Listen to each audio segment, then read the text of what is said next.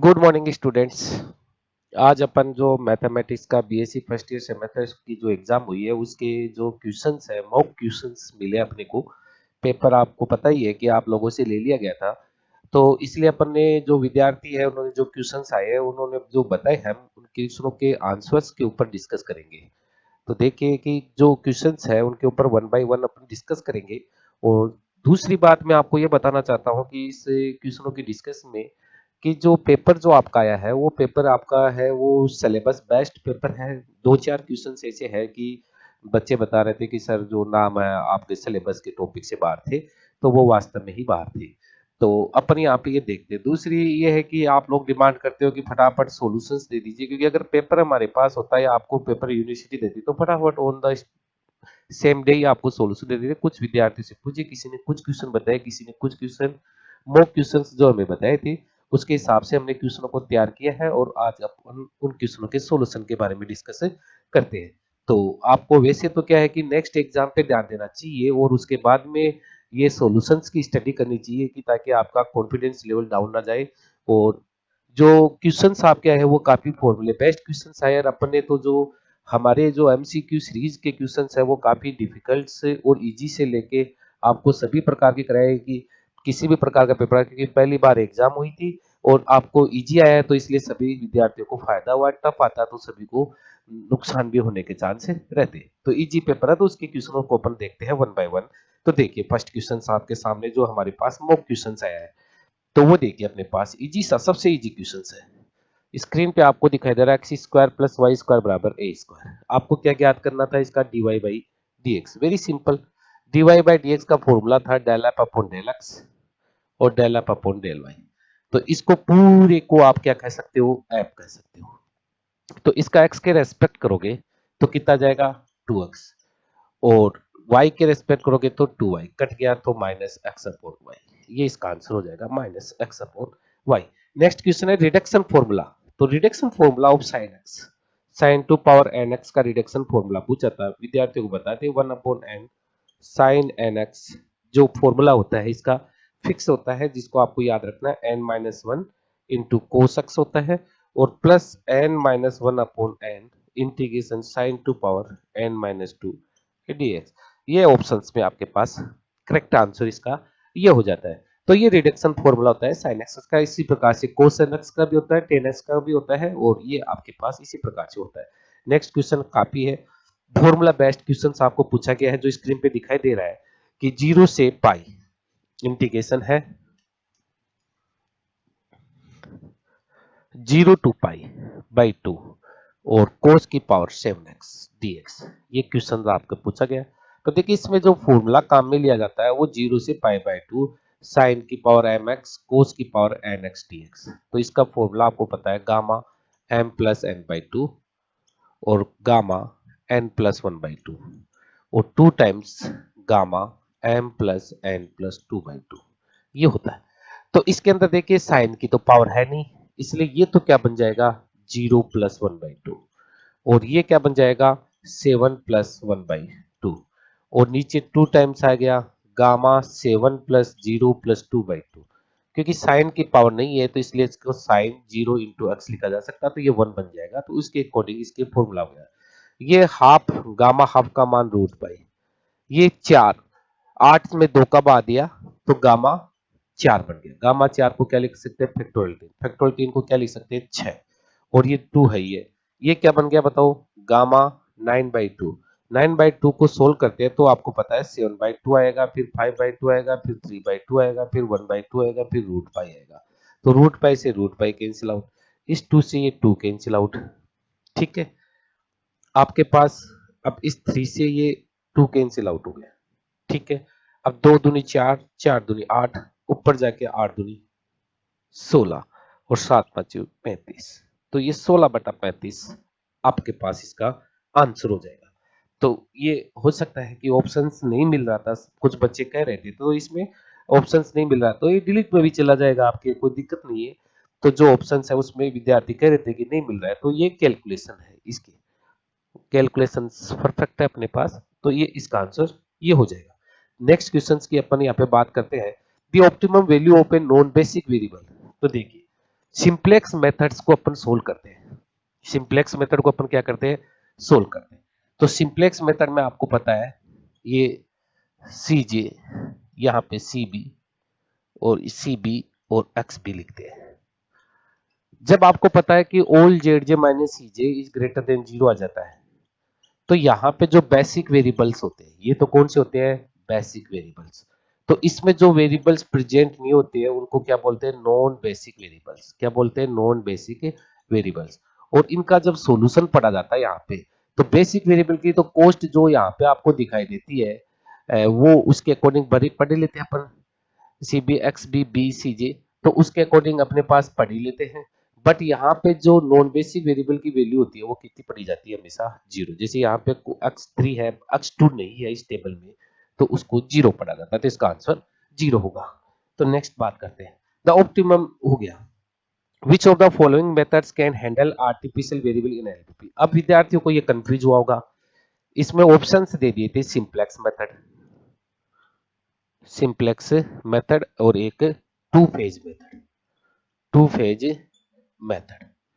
अब देखो विद्यार्थियों, तो इसका आंसर ये माना जाएगा, क्योंकि एक तो ऑर्डिनरी सिंप्लेक्स मेथड होता है और एक बिग एम मेथड होता है, बिग एम मेथड।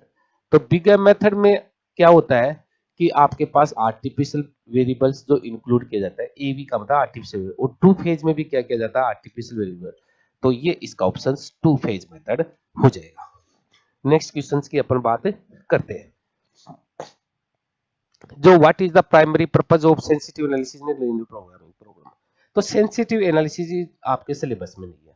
अब देखो ये क्वेश्चन है, सेंसिटिव एनालिसिस आपके सिलेबस में नहीं है, तो इसलिए इसके आंसर के ऊपर भी अपन डिस्कस नहीं करेंगे और कोई फायदा भी नहीं है। नेक्स्ट क्वेश्चंस की बात अपन यहाँ पे करते हैं।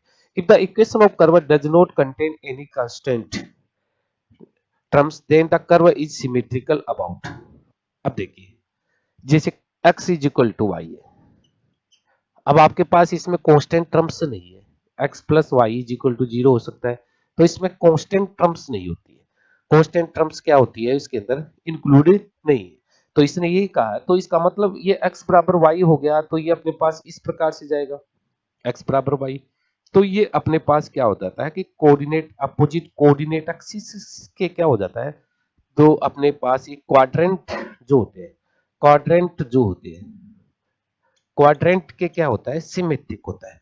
जैसे ये फर्स्ट क्वाड्रेंट सेकंड, तो सेकंड थर्ड के हो गया, फोर्थ के हो गया, तो सेकंड और फोर्थ क्या हो गया, अबाउट क्या हो जाएगा, सिमेट्रिक हो जाता है। तो पंचायत, तो इसको इस प्रकार से लिख सकते हैं अगर ऐसा ऑप्शन आपके पास आया है तो ये ओरिजिन से पासिंग होता है, ये भी ऑप्शन है तो हो सकता है ओरिजिन से पासिंग। ओरिजिन से पासिंग तो सभी होंगे जब कोस्टेंट्स नहीं दिया हुआ है, तो लेकिन इसमें क्या हो जाएगा कि अगर क्वाड्रेंट दिया हुआ है तो आपके पास ऑप्शन क्वाड्रेंट वाला हो जाएगा। नेक्स्ट देखते हैं, envelope of family of curve is defined as, envelope of the family of the curve is defined as. अब एज ऑप्शंस इसके अंदर थोड़े से अपने पास नहीं है, तो ऑप्शंस के बारे में अपन पढ़ते हैं। एनवेलोप ऑफ द फैमिली, कोई भी कर्व है उसका एनवेलोप ज्ञात करते हैं। एनवेलोप कोई भी वक्र होता है y equal to m x plus c, ये एक कर्व है, जैसे इसका एनवेलोप अपन ज्ञात करते हैं, या y बराबर एम एक्स का एनवेलोप ज्ञात करते हैं, तो इसमें कॉन्स्टेंट्स को क्या कर देते हैं, तो उसके अंदर जो ऑप्शंस जो आपके पास है उसके अकॉर्डिंग इसको पढ़ना पड़ेगा। Family of the curve is defined as क्या है, ऑप्शंस है, तो ऑप्शंस के हिसाब से इसको पढ़ा जाएगा। तो इसके ऊपर भी अपने पास कुछ नहीं कर सकते बिना ऑप्शंस के। तो नेक्स्ट क्वेश्चन की बात अपन करते हैं, equation of the envelope of the concentric circle C and 2C is. तो देखिए concentric circle C and 2C का है, इसको सोल्व करना पड़ेगा आपको। तो देखिए अपने पास है, सोल्व करने के लिए देखिए एनवेलोपिंग के लिए अपन इसके ऊपर विचार करते हैं।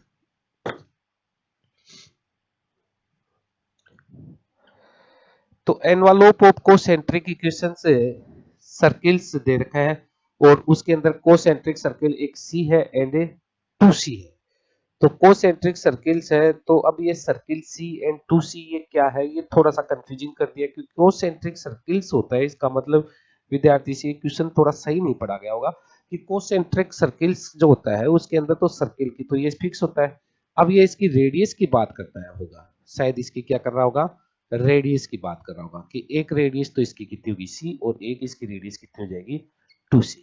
तो ये कोसेंट्रिक सर्किल्स आपके सामने ये आ जाता है। तो आप अगर अपन चाहे तो फिर इसके ओरिजिन से अपने पास कोसेंट्रिक सर्किल्स की इसकी इक्वेशंस बनानी पड़ेगी। तो उसके अंदर अपने पास सबसे पहले इसकी इक्वेशंस बनाते हैं। तो एक मिनट इसको अपन थोड़ा सा लास्ट में से देखते हैं कि क्योंकि इसके अंदर जो सर्किल बनाते हैं वो कैसा है, इसके कॉन्स्टेंट्स को देख लेते हैं।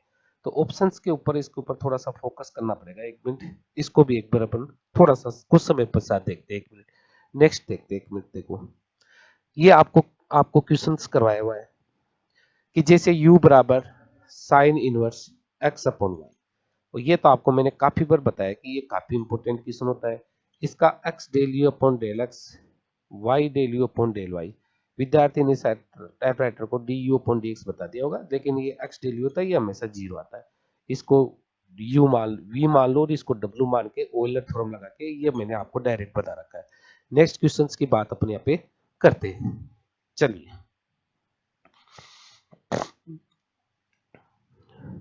ये क्या दे रखा है? ये आपको दे रखा है कि एफ एक्स वाई, ये भी अपने जो 60 क्वेश्चंस आपको दिए थे उसमें आया हुआ है। और फाइव वाई जेड बराबर जीरो। अब इसके ऑप्शंस किस प्रकार से हो सकते थे वो आपके सामने है कि क्या पूछा है। देखो, इससे तो क्या जाएगा, dy बाई डी एक्स की वैल्यू आएगी और वो क्या हो जाएगी minus del f upon del x और del f upon del y. ये करवाया हुआ अपना क्वेश्चन है। और इससे अपने पास d z upon d y आएगा। वो क्या आएगा माइनस डेल फाई, फाई है यहाँ, फाई का वाई के रेस्पेक्ट और फाई का जेड के रेस्पेक्ट।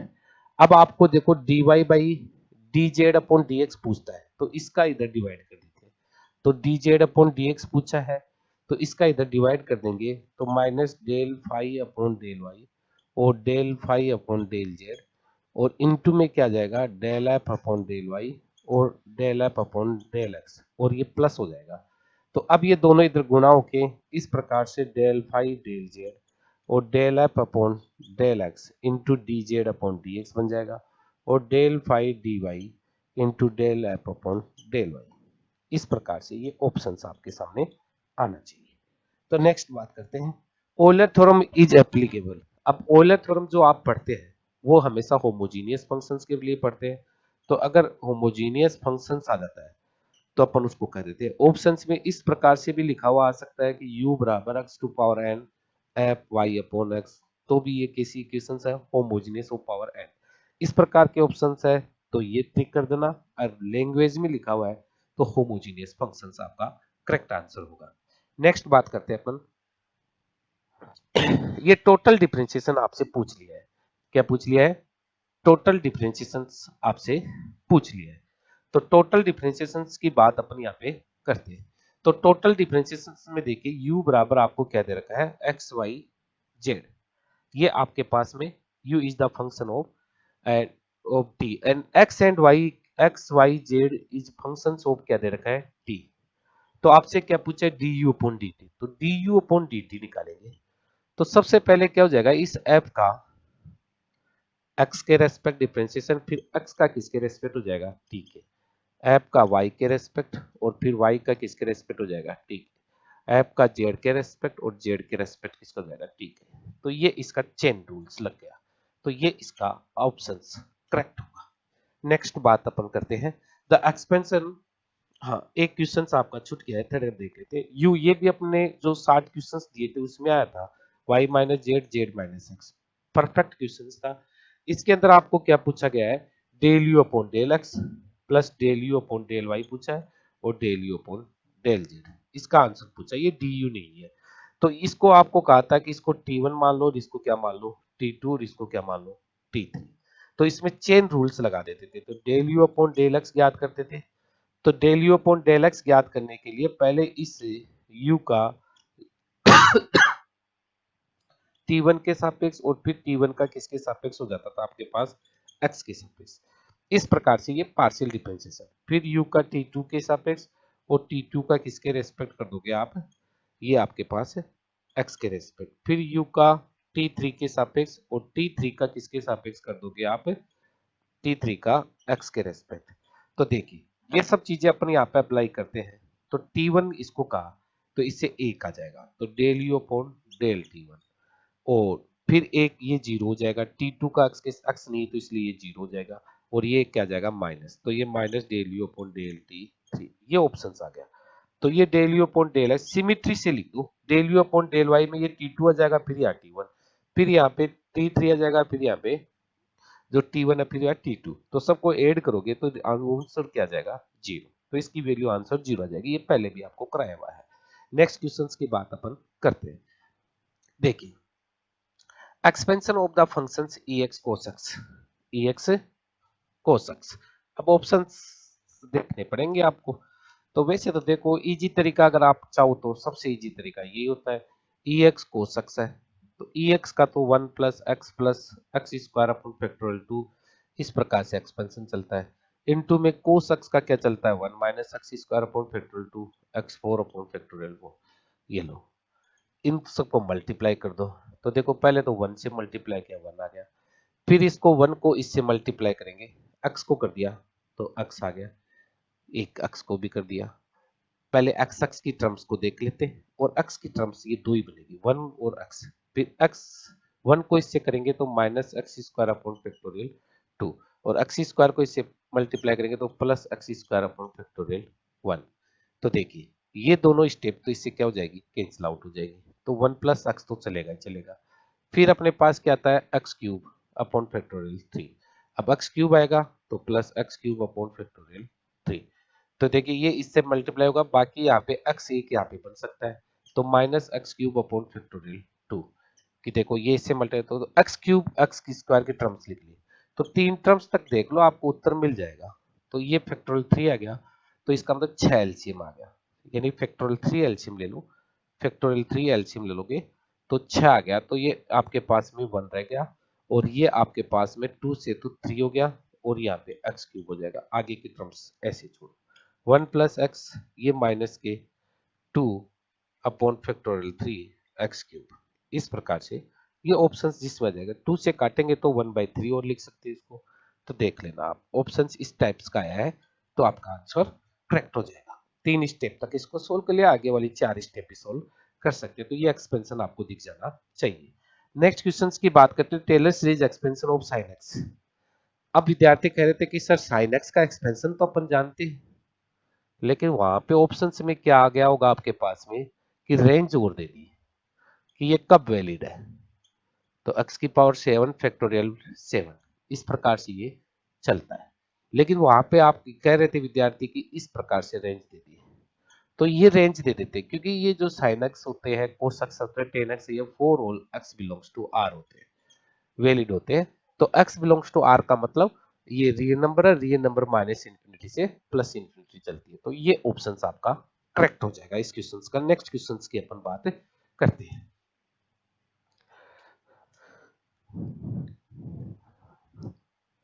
ए हाइपरप्लेन इज, अब विद्यार्थी कहते हैं कि हाइपरप्लेन क्या होता है सर, हाइपरप्लेन में क्या होता है, बोथ आते हैं, हाइपरप्लेन ओपन भी होता है एंड क्लोज भी होता है, दोनों चीजें होती है।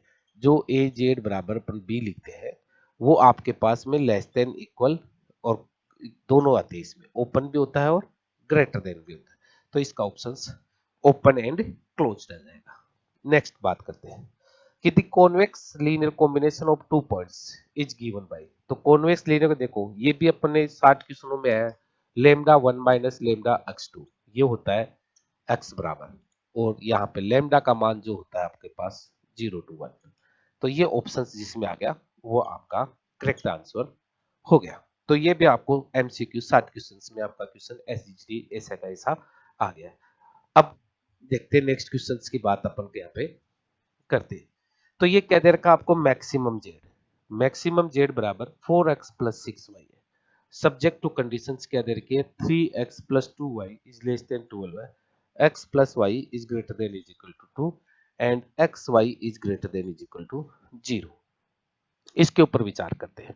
तो देखिए, इसके ऊपर विचार करने का मतलब ये हो गया कि ये जो मैक्सिमम जेड है, तो इसकी ग्राफ बना दीजिए आप, x और y, तो ये ग्राफ बनाने का मतलब ये जैसे 4 पे आ जाएगा, 1 2 3 4, और ये 6 पे 1 2 3 4 5 6, ये लो, ये ग्राफ आ गया, ये 4 कोमा 0, ये 0 कोमा 6। लाइन्स इसकी नीचे की तरफ। x plus y greater than 2, तो 2 से पॉइंट निकल जाएगा, इसकी लाइन ऊपर की तरफ। तो ये सारे पॉइंट्स आपका रीजन आ गया। ग्राफिकल मेथड से सोल्व कर देते हैं। ये 2,0 और ये 0,2, सभी को पॉइंटों को इस पर मैक्सिमम में रख देते हैं। देख लेते हैं। पहला पॉइंट 0,2 रखेंगे। 0,2 के ऊपर ये जो जेड है वो क्या दे देगा, 0 से 0 12 वैल्यू दे दिया।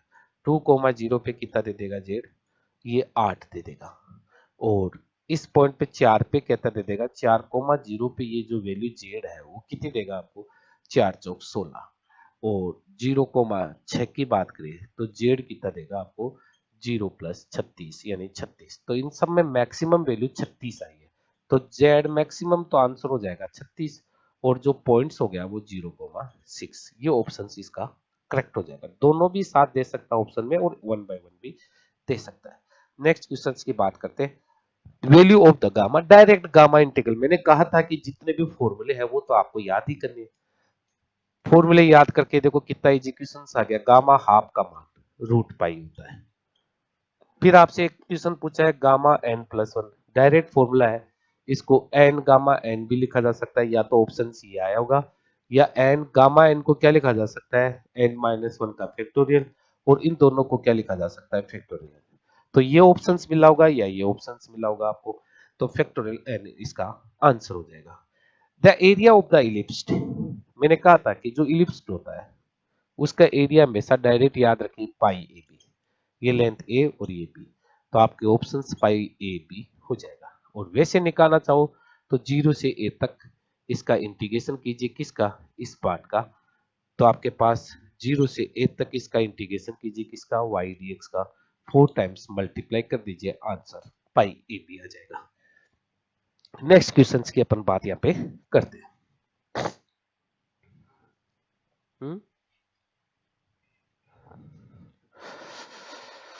तो नेक्स्ट क्वेश्चन की अपन यहाँ पे बात करते हैं। Radius of bounded by the curve, radius area यानी एरिया पूछ लिया, किसका पूछ लिया, पोलर पोलर कर्व का, एफ थीटा। तो डायरेक्ट फॉर्मूला 1/2 अल्फा से beta r square d theta. ये रिजल्ट होता है आपका डायरेक्ट एरिया फाइंड आउट करने का, तो इसको आप डायरेक्ट यहाँ पे लगा सकते हो। अब देखिए फिर नेक्स्ट क्वेश्चन है length of the arc of the curve है। फिर लेंथ ऑफ आर्क का भी पूछ लिया है। लेंथ ऑफ आर्क का क्वेश्चन बच्चे कह रहे थे कि डायरेक्ट रिजल्ट भी पूछा है साथ में सर, और एक क्वेश्चन भी पूछा है। तो लेंथ ऑफ आर्क की बात करते हैं तो क्या है बताओ, y बराबर क्या दे रखा है, log sec x। तो इससे पहले अपन dy बाई dx याद करेंगे, तो log का करेंगे तो 1/sec x, sec x का करेंगे तो sec x इंटू 10x। ये कैंसिल आउट 10x आ गया। इसलिए जो length of arc upon find out करते हैं किसकी, कहां से कहां तक याद करनी है, 0 से पाई बाई 3 लिमिट हो गई। रूट में क्या जाता है, 1 plus d y by d x का होल स्क्वायर और dx आता है। तो ये फॉर्मूला होता है लेंथ ऑफ आर्क का, 0 से पाई बाई 3। इसके अंदर देखिए 1 plus d y by d x का मान कितना आ गया, 10x। 10x का स्क्वायर कर दोगे तो 1 plus ten square x, ten square x को क्या लिखा जा सकता है, सेक स्क्वायर एक्स dx। ये कट गया तो सेक एक्स आ गया। सेक एक्स का इंटीग्रेशन क्या होता है, log सेक एक्स प्लस 10x। ये होता है, इसकी लिमिट लिख दीजिए 0 से पाई बाई 3। तो पाई बाई 3 लिखोगे तो ये कितना हो गया 60, और सेक 60 का मान कितना होता है 2 प्लस 60, 10 60 का मान कितना हो जाएगा √3 माइनस 0 रखोगे तो log सेक 0 का मान 1, तो 1 हो गया। और 10 0 का मान 0, तो log 1 का मान कितना हो गया 0। तो इसका आंसर आ जाएगा log 2 प्लस √3, log 2 प्लस √3। इसका ऑप्शन आपके सामने। Dual of the dual problem, ये भी अपना एमसीक्यू का क्वेश्चन है डायरेक्ट। मैंने कहा था कि डायरेक्ट जो स्टेटमेंट है थ्योरम्स के वो डायरेक्ट पूछेगा आपसे। तो देखो इज प्राइमल होती है, क्या होती है, the dual of the dual of primal is primal होती है। तो किसी भी प्राइमल का ड्यूल लो फिर उसका ड्यूल निकालते हैं तो वो क्या आता है, प्राइमल। तो इसका आंसर प्राइमल हो जाएगा। In a linear programming, if the objective function's value can be increased indefinitely, this problem is known unbounded solutions। कई बार क्या होता है, दो ग्राफ खींचते हैं, ये रीजन्स क्या आ गया, इस प्रकार से आ गया, ओपन रीजन है। तो अगर प्रॉब्लम में मिनिमम दिया हो रहता है तब तो इसका क्या हो जाता है, ऑप्टिमम एग्जिस्ट करता है। अगर मैक्सिमम दे रखा है तो उस केस में क्या होता है कि रीजन को अपन मैक्सिमम इस प्रॉफिट को कभी भी पकड़ नहीं सकते, ओपन है, तो इसलिए इसको क्या बोलते हैं, अनबाउंडेड। तो आंसर इसका क्या हो जाएगा, अनबाउंडेड आ जाएगा आपके दी हुई ऑप्शंस के अकॉर्डिंग। नेक्स्ट है कि the curve surface of the solid generated by revolution, ये डायरेक्ट फॉर्मूला पूछ लिया। Area bounded by the curve y is equal to f x, the axis and coordinate ये दे रखा है, तो ये डायरेक्ट फॉर्मूला पूछ लिया आपसे कि कर्व को सरफेस को जनरेट करते हैं। तो देखिए इसका कंसेप्ट आपको इस प्रकार से होता है कि भाई जो कर्व होता है ये y is equal to f x, इसको अबाउट एक्स एक्सिस आपको जनरेट करना है, अबाउट एक्स एक्सिस। तो आप इसको रिवोल्व करोगे, तो रिवोल्व करोगे तो इस प्रकार से डिजाइन शेप बन जाएगी, रिवोल्व करने पर ये डिजाइन बन जाएगी। तो आप इसका एक छोटा सा पार्ट लेते हो यहाँ पे, छोटा सा पार्ट, तो ये छोटा सा पार्ट पे इस पे पॉइंट यहाँ पे पी एक्स वाई लेते हो, तो ये दूरी क्या हो गई, वाई हो गई। तो ये एक सर्किल बन गया, तो सर्किल का एरिया क्या होता है, पाई वाई स्क्वायर, और ये दूरी जो लंबाई यहाँ तक चली वो क्या मान ली, dx। तो ये dx, इसका इंटीग्रेशन कर दो, कहां से कहां तक, इस पॉइंट से इस पॉइंट तक, जहां से जहां तक पॉइंट चल रहा है वहां से वहां तक। तो जो क्वेश्चंस में दे रखा है आपको वो पॉइंट्स दे रखा है अल्फा बीटा, तो अल्फा बीटा से इसको एरे कर दो, तो ये इसका क्या आ जाएगा, वॉल्यूम आ जाएगा। तो ये वॉल्यूम का फॉर्मूला हो गया रिवोल्यूशन के बाद में, pi y square dx। Next questions की बात अपन करते हैं। Which method is used to visually and solve linear program problem from two variables geometrically? देखिए भाई, दो वेरिएबल्स की जो प्रॉब्लम्स होती है उसको अपन आसानी से ग्राफिकल मेथड से सोल्व कर सकते हैं, तो इसका आंसर आपके पास में ग्राफिकल मेथड्स परफेक्ट हो जाएगा। In a linear programming problems the constraints are generally represent by, देखो कंस्ट्रेंट्स होते हैं in a linear programming problem, LPP में जो होते हैं कंस्ट्रेंट आप लिखते हो मैक्सिमा, मिनिमा, जेड बराबर सी x, subject to conditions, a x equal भी आ सकता है, लेस देन इक्वल भी आ सकता है, ग्रेटर देन इक्वल से आ सकता है, और ये बी, तो तीनों सिंबल्स इसमें आ सकते हैं। तो इन जनरली जो इसको रिप्रेजेंट कंस्ट्रेंट्स है वो इनमें से तीनों में से कोई भी ऑप्शंस आ सकते हैं, और तो वो सभी ऑप्शंस आपके हो जाते हैं। नेक्स्ट बात करते हैं, if the ith constraints of a primal, maximum दे रखी है, देखो कंस्ट्रेंट्स जो होते हैं मैक्सिमम प्रॉब्लम्स है subject to condition C x, subject to constraints में क्या है, जो कंस्ट्रेंट्स दे रखा है आपको उसके बारे में अपन विचार करते हैं। एक बार मिटा देते हैं इसको थोड़ा सा,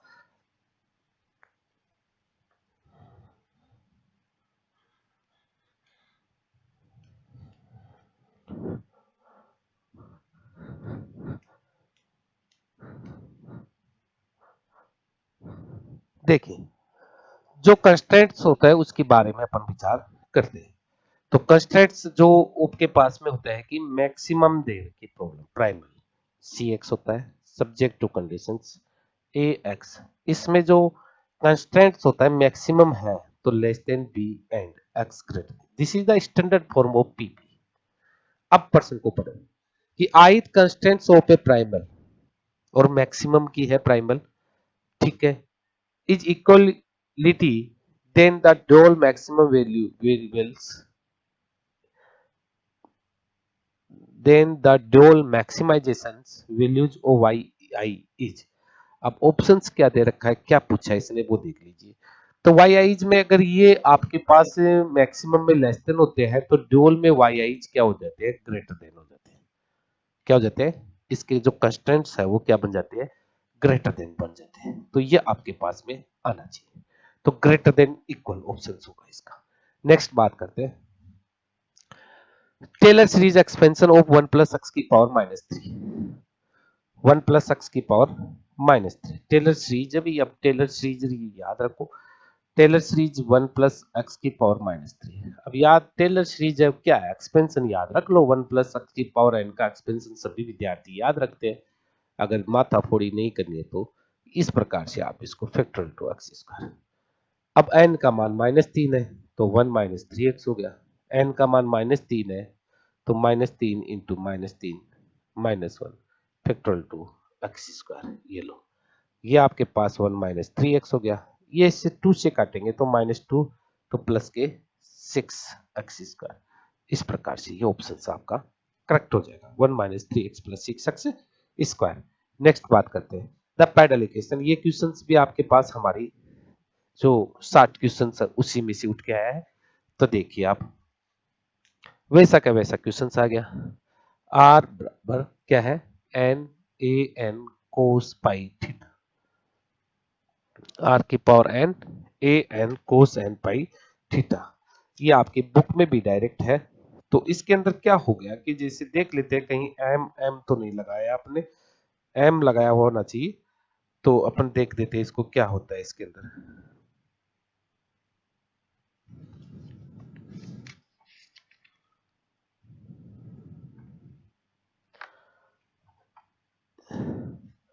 एम एम आपकी बुक में किराया होता है, यहाँ पे ये जो कोस पाई एम थीटा, तो आर एम आम एम, तो परफेक्ट क्वेश्चंस तो ये होता है r m a m cos m theta. अब एम को एन लिख दो, उससे कोई फर्क नहीं पड़ने वाला।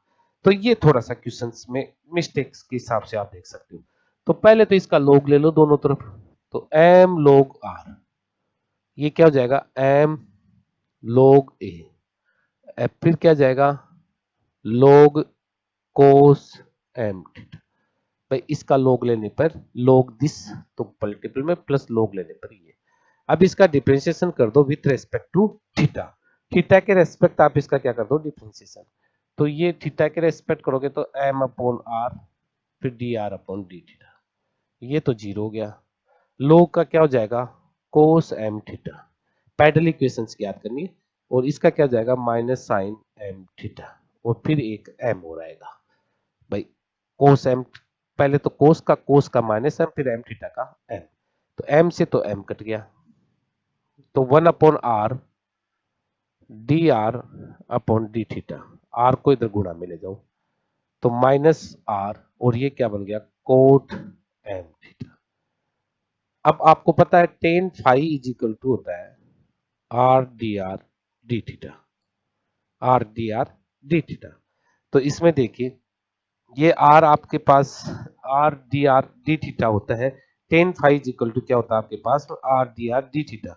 तो अपन इसको चाहे तो r d theta upon dr होता है, तो ये अपने पास माइनस r तो आ ही गया, r d theta upon dr होता है, और ये यहां से आपके पास में क्या बन जाएगा कि इसको 1/d थीटा अपॉन dr का मतलब माइनस r कोट, ये टेन थीटा बन गया था, सॉरी ये टेन थीटा बना था, टेन थीटा, तो ये टेन एम थीटा, ये हो गया आर से आर कट गया, तो माइनस की क्या बन गया कोट एम थीटा। और इसको चाहिए तो अपन टेन में बदले, तो tan pi by 2 plus m theta लिख सकते हैं। तो tan pi by 2 m theta लिखने पर ये आपके पास में कोट को टेन में बदल दिया। तो कोट को टेन में बदलने पर क्या हो गया अपने पास में, कोट को टेन में बदलने पर ये फाई की वैल्यू जो आपके पास आ गई है वो कितनी आएगी pi by 2 plus m theta. अब आप सिंस जानते हैं P बराबर क्या होता है आर साइन फाई, P बराबर क्या होता है आर साइन फाई, तो आर साइन फाई की वैल्यू क्या लिख दोगे pi by 2 plus m theta, तो ये क्या हो जाएगा r cos m theta. P का मान क्या आ गया आर कोस एम थीटा, तो P बराबर आर, अब कोस एम थीटा को वापस क्या लिख दोगे आर की पावर एम ए एम, तो इसका आंसर हो जाएगा आर की पावर एम प्लस वन ए की पावर एम। ये P बराबर, ये ऑप्शन हो जाएगा P बराबर आर की power m plus one upon a m, इसकी पैडल इक्वेशन हो जाएगी। पैडल इक्वेशन कौन सी होती है, P एंड R का जो रिलेशन होता है उसको पैडल इक्वेशन बोलते हैं। नेक्स्ट क्वेश्चन की अपन बात करते हैं, ये भी आपके MCQ जो 60 क्वेश्चनों की थी उसमें से डायरेक्ट क्वेश्चन आपका उठ गया है।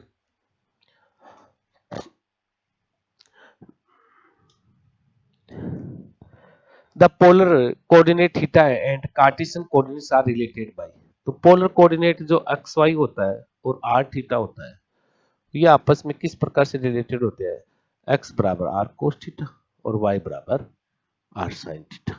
ये आपके पास कंसेप्ट, क्योंकि इसका कंसेप्ट ये होता है कि भाई जैसे कोई पॉइंट P है, x, y है, और इसको इससे मिला दिया, ये एंगल थीटा होता है, ये दूरी आर होता है, तो यहाँ से परपेंडिकुलर डाला जाता है। तो ये जो पॉइंट है एक्स और आर का जो रिलेशन होता है, साइन फॉर्मूला लगा के आप देख सकते हो, एक्स बराबर क्या आ जाएगा आर कोस थीटा, वाई बराबर आर साइन थीटा। इस प्रकार से ये इनके आपस में रिलेशन होते हैं। अब क्या है ऑप्शंस भाई, अब इस ऑप्शंस बिना क्या कहता है कि कौन सा स्टेटमेंट सही है। इसका मतलब x बराबर आर कोस थीटा और y बराबर क्या दे रखा आपको आर साइन थीटा। तो इसने पूछा होगा कि भाई D x upon d r का मान क्या निकालते हैं, निकालो, कोस थीटा आ गया। D x upon d theta का भी मान निकालो, क्या आ गया बताओ, minus r sine theta. D y upon d r का मान निकालो, कितना आ गया sine theta. D y upon d theta का मान निकालो, कितना गया आर कोस थीटा। तो आपको ये कौन से ऑप्शंस, कौन किसके बराबर होता है, कौन किसके बराबर नहीं होता है, तो वो इस प्रकार से आप इसको जो ऑप्शंस में है उसके अकॉर्डिंग मैच करके देख लो कि क्या बराबर क्या नहीं है। तो ये आपके पास में सिंपल सा क्वेश्चन से ऐसा हो जाता है। अब देखिए एक 34 क्वेश्चन आपका रह गया था, उसको पहले देख लेते हैं, छूट गया स्क्रीन पे देखने से। तो देखिए is set to be homogeneous be and in the variable x and t। अब देखिए ये फिर से अपने पास क्या आ गया कि थोड़ा सा किसके अंदर अब क्वेश्चंस क्या कहता है क्या नहीं पूछा है, मॉक टेस्ट की क्वेश्चंस है, तो थोड़ा सा किसके अंदर दिक्कत ही है इसके अंदर कि क्या बात है, इसके अंदर ऑप्शंस के बिना इसके अंदर अपन कुछ भी नहीं कर सकते, बिना ऑप्शंस के तो अपन क्या जवाब दे इसका। होमोजेनियस फंक्शंस के बारे में पूछा है।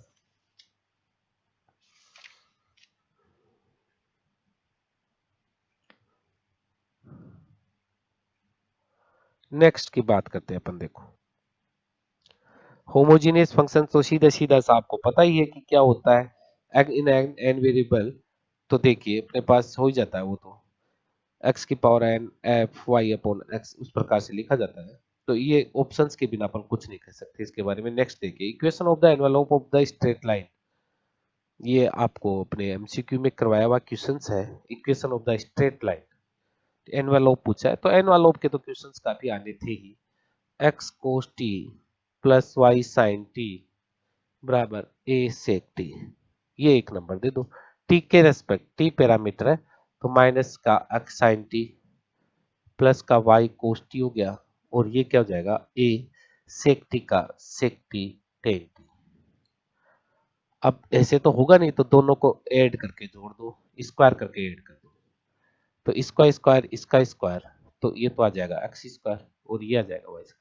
दोनों का होल स्क्वायर करते हैं दोनों तरफ, तो ये एक्स वाई आएगा sign t cos T plus का आएगा, ये x Y T cos T आएगा, तो ये कैंसिल आउट हो जाएगा। इधर देखिए इसका स्क्वायर करते हैं, तो a square sec square t common आ जाएगा, तो वन प्लस क्या हो जाएगा टेन स्क्वायर टी। अब one plus ten square t को क्या लिखा जा सकता है सेक स्क्वायर टी। अब किस प्रकार से आंसर आ रहा है उसके अकॉर्डिंग अपने पास देखते हैं। तो ये one plus sec t tan t हो गया, और सेक स्क्वायर टी हो गया आपके पास में, तो x sine t cos t a sec t. तो ये कुछ ना कुछ यहाँ पे कुछ गड़बड़ की होगी कि जैसे इसमें कुल लिखने में स्पेलिंग है, तो ये x square plus y square तो इधर से गायब हो गया, और ये ए स्क्वायर हो गया और ये स्क्वायर हो गया, दोनों का ऐड करेंगे, तो ऐड करने का मतलब ए स्क्वायर सेक स्क्वायर टी दोनों में कौन बन जाएगा, ये ए स्क्वायर सेक फोर बन जाएगा यहाँ पे। तो अब ये आपके पास में एक्सिस, लेकिन अभी भी क्या नहीं गायब हुआ, टी गायब नहीं हुआ।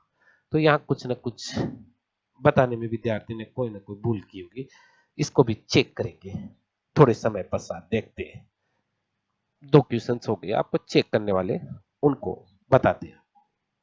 नेक्स्ट देखते हैं, टू की पावर एक्स है, टू की पावर वाई है, टू की पावर एक्स प्लस वाई है, d y by d x याद करना, तो डायरेक्ट इसका क्या कर दो डिफ्रेंशिएट कर दो।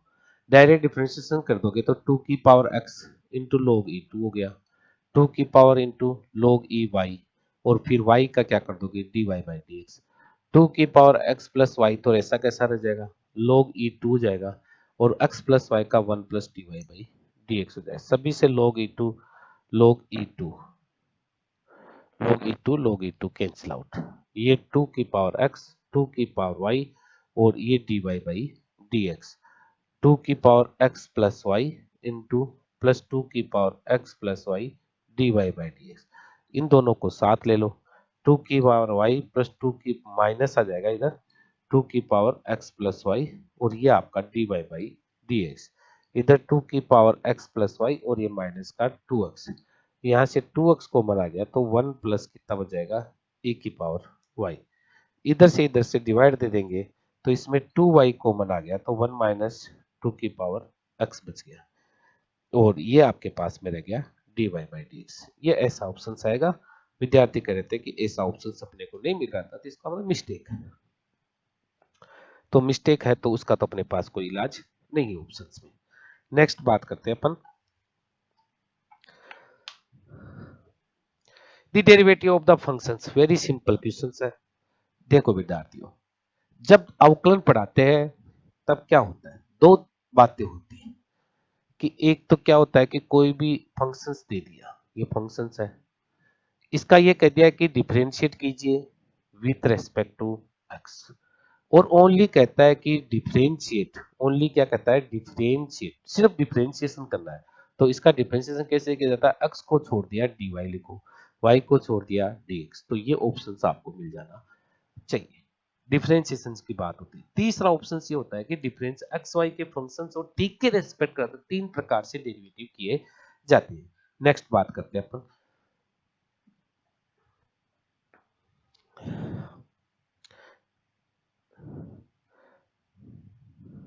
अब ये ऑप्शंस के बिना अपन क्या बताएं कि कॉनकेविटी क्या है, तो अपने पास कॉन्वेक्स तो है, कॉनकेविटी नहीं है, तो ये भी थोड़ा सा हट के आ गया है।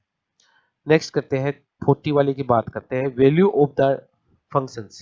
तो ये तो पार्शियल डिफरेंशिएशन का क्वेश्चन आ गया, x अप की पावर y, तो log ले लो, log e u बराबर y log e x, तो इसका 1 upon u du upon dx, x के रेस्पेक्ट करेंगे del u upon del x और y को छोड़ देंगे, अब y तो छूटेगा x के रेस्पेक्ट तो y अपॉन x हो गया, ये आपके पास में है। तो del u upon del x बराबर क्या आ गया, यू मल्टीपल में आ गया x to power y into y upon x, और अच्छे से लिखिए तो ये एक्स टू पावर वाई है तो x to power y minus one into y, ये del u upon del x की वैल्यू, फिर इसका पार्शियल डिफरेंशिएशन कर दिए del two u upon del x del y, y के रेस्पेक्ट करेंगे, तो वाई के रेस्पेक्ट करना है, तो देखिए y के रेस्पेक्ट करना है तो ये तो एक कांस्टेंट हो जाएगा, कांस्टेंट की तो टर्म्स ऐसे कैसे हो जाएगी y minus one into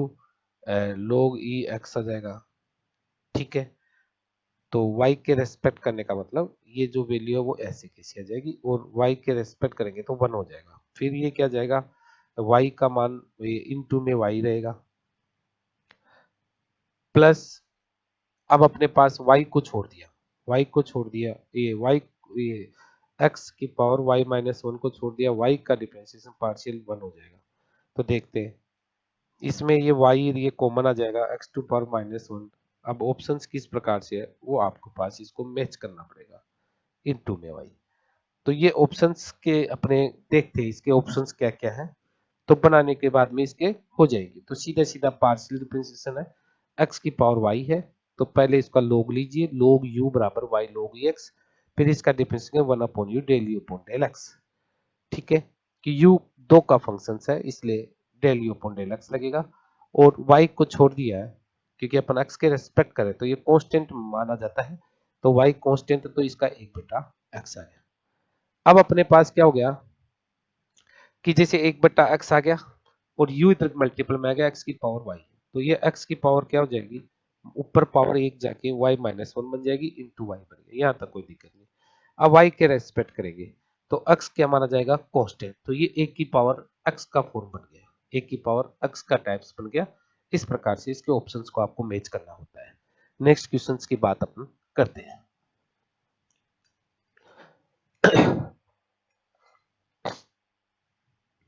the graphical method is suitable for linear program problem with, देखिए अगर अपनी स्टैंडर्ड बात करें तो graphical methods we can solve for 3 variables भी सोल्व कर सकते हैं, 4 वेरिएबल्स भी सोल्व किया जा सकता है, बट क्यों नहीं कर सकते उसको अप्लाइड? क्योंकि उसके जो 2D को 3D के ग्राफ है वो 2D में दर्शाना काफी डिफिकल्ट होता है, इसलिए मोस्टली ये जो एप्लीकेबल अपन यूजफुल लगाते हैं इसको टू वेरिएबल्स के लगाते हैं, इसलिए इसका आंसर टू वेरिएबल ही माना जाएगा।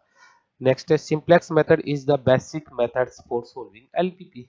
भाई एलपीपी को सोल्व करने का मेथड है simplex method linear programming problem को, ये ऑप्शन हो जाएगा।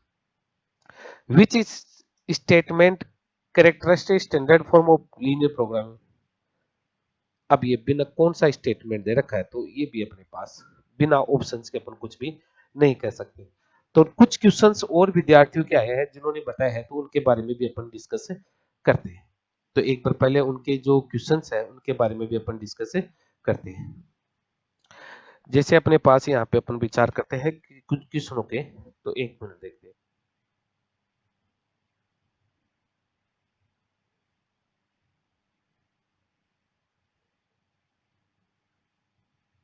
ठीक है ना?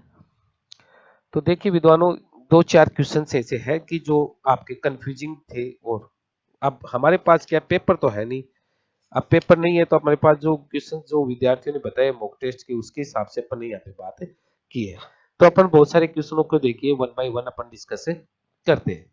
तो नेक्स्ट अपन चलते हैं। नेक्स्ट नेक्स्ट देखो कुछ क्वेश्चंस और हमारे पास आए, उनके बारे में अपन डिस्कस करते हैं। तो देखिए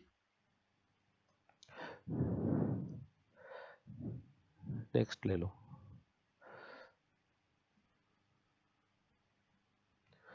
जैसे एक क्वेश्चन और भी आया था कि log एक्स का ऐसा वैल्यू भी आया था कि एक क्वेश्चन आपका ऐसा ये भी आया था log e x x square plus y square x plus y. तो ये भी आपको अपने मॉक टेस्ट में आपको डाला गया था 60 क्वेश्चन वालों में, उसके अंदर भी है log ई इधर चला जाएगा तो ये e की पावर u जाएगा, ऊपर से एक्स स्क्वायर कॉमन ले लिया तो x function y upon x बन जाएगा, तो ये एक घात का समघात फलन बन जाएगा। तो इसका x del u upon del x, y del u upon del y, इसका आंसर क्या हो जाएगा e u upon one one one आ जाएगा। इसका आंसर आएगा वन, परफेक्ट आंसर इसका वन आएगा। फर्स्ट इसको अपने क्या कर दिया, सोल्व कर दिया। नेक्स्ट क्वेश्चंस की अपन जो बात करते हैं, देखते हैं कि कुछ क्वेश्चंस अपने पास और आए हैं, उनके बारे में भी अपन विचार कर लेते हैं। नेक्स्ट चलो।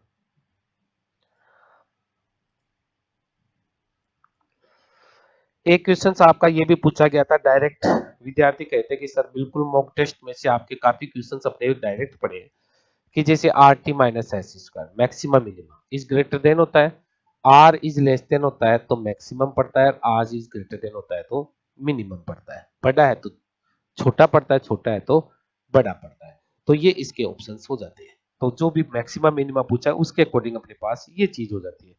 नेक्स्ट क्वेश्चंस की अपन बात करें, एक आपका लैंग्राज मल्टीप्लायर्स के बारे में भी आया था। तो ये लैंग्राज की सारी बातें लिख दी थी उसने, सिर्फ ये पूछा है कि जो लैम्डाज होते हैं, जो लैम्डाइज होते हैं वो क्या होते हैं, अनडिटरमाइंड पैरामीटर होते हैं। कैसे होते हैं, अनडिटरमाइंड पैरामीटर्स होते हैं। तो इसका ऑप्शन अनडिटरमाइंड पैरामीटर्स होगा अपने पास।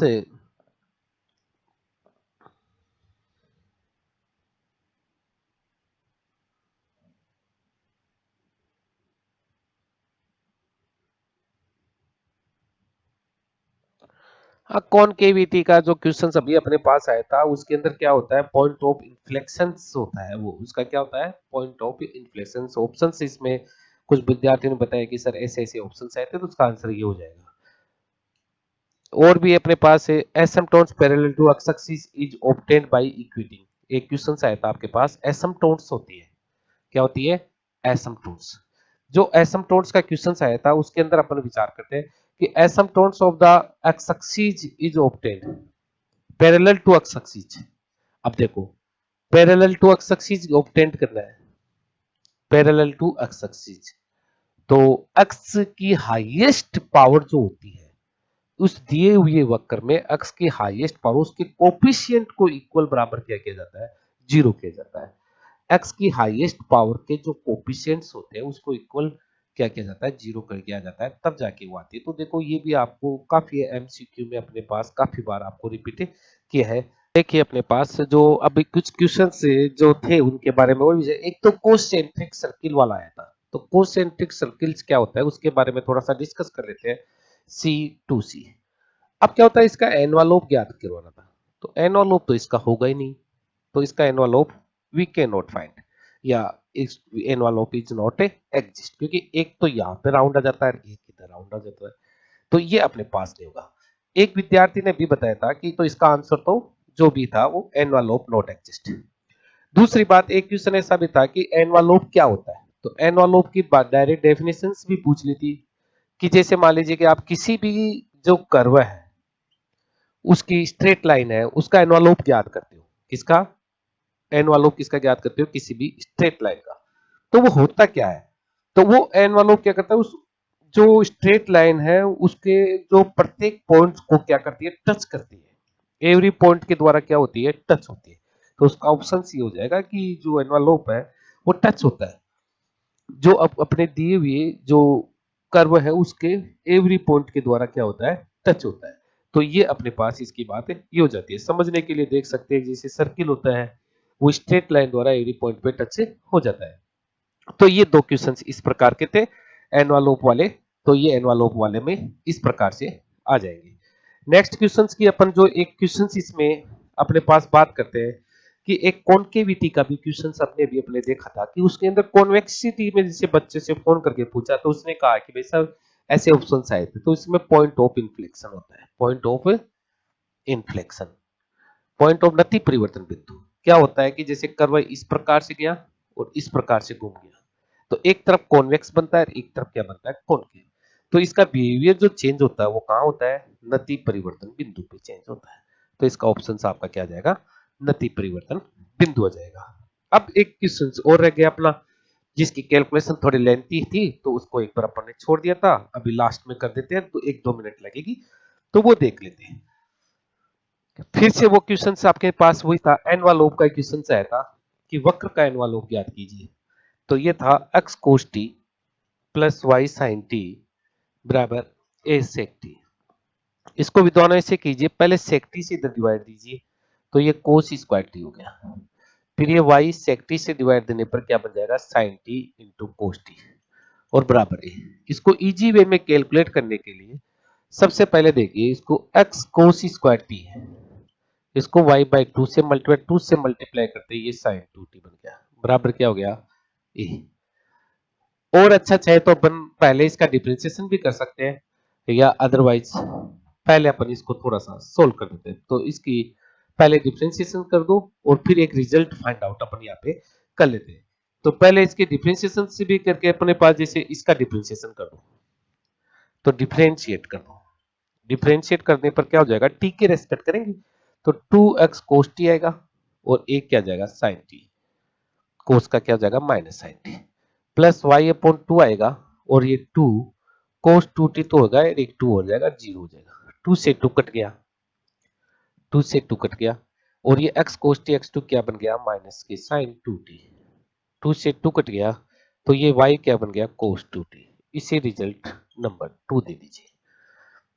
अब अपने को क्या करना है कि इसमें से दोनों इक्वेशंस, ये इक्वेशंस और इस इक्वेशन से t को गायब करना, तो आसानी से दिख नहीं रहा है कि होगा नहीं, तो यहाँ cos स्क्वायर को चेंज करते हैं, तो इसको थोड़ा सा और सोल्व कर लेते हैं। x cos square t, cos square t क्या होता है अपने पास, देखिए cos स्क्वायर जो t होता है, इस इक्वेशन जो होता है इसको मॉडिफाइड करके लिखना पड़ता है, तब जाके ये गायब होगा।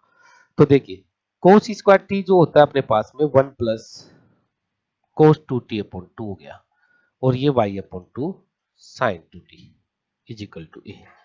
इसको थोड़ा सोल्व कर लेते हैं, x अपॉन 2 आ गया और x से ये मल्टीप्लाई, ये 2 से तो इसको पूरे को इधर मल्टीप्लाई कर देंगे, तो पहले से तो 2 इधर आते कितना हो जाएगा 2a, और x से मल्टीप्लाई कर दिया तो x हो गया, तो x इधर आके माइनस x हो जाएगा। अब एक तो क्या बच गया x cos 2t और एक क्या बच गया y sin 2t, ये रिजल्ट आ गया 1।